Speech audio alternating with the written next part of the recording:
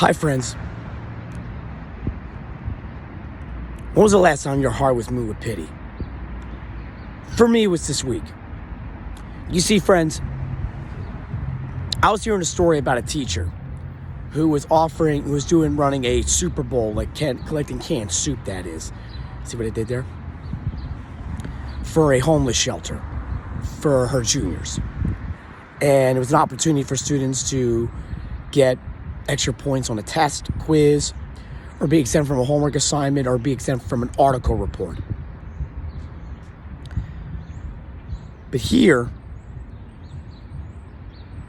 it turned out that she would wound up being in tears because the junior's response was, "We don't care." When I heard this, I was moved with pity.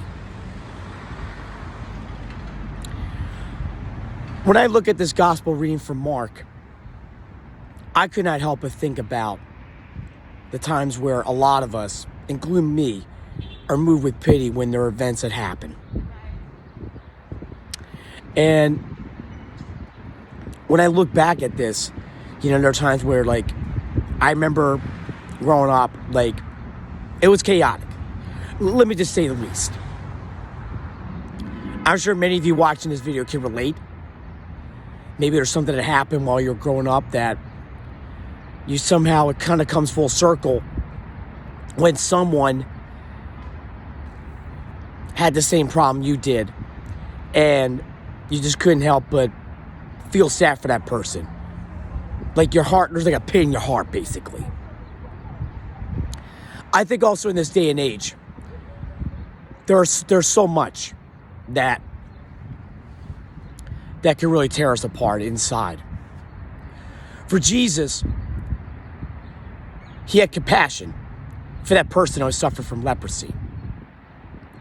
Likewise, we need to do the same. We need to have our hearts moved with pity for those that are less fortunate than us. Now, let's face it. Not everybody's going to have the same things you will have, but, you can sacrifice those things.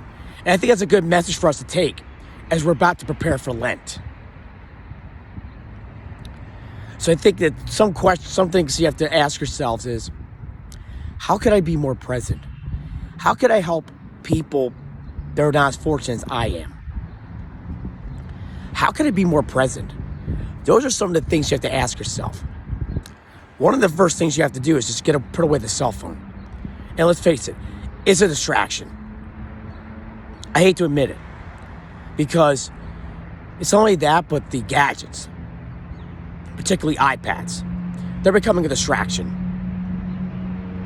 Whether it be a counter person in front of you, when you could have just where you could have just time to talk about things, to discuss things that are happening.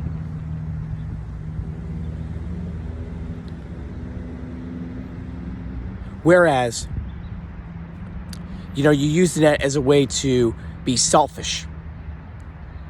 God doesn't call us to be selfish. He calls us to be selfless. And I think the times that we don't have compassion for people that are less fortunate, that really shows how cold and callous our hearts are. We need to be moved with pity for those that are marginalized. The woman who is going through, the woman who is post-abortive and is showing a lot of signs, like depression, suicide attempts, being fidgety when she hears a baby crying around her. Persons suffering from post-traumatic stress disorder. God calls us to show mercy and compassion to those people. Now, I'm sure by now you probably saw that recent Jesus Get Us ad that was on the Super Bowl this year. Now, let's get one thing straight. Jesus wined and dined, spent time with sinners, yes. But he was never apathetic to them. Rather, he showed mercy towards them.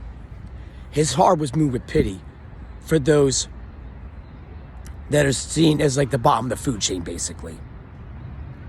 So friends, how do you plan to show compassion to people around you? How do you plan to do unto others as they would do unto you? Lent is coming.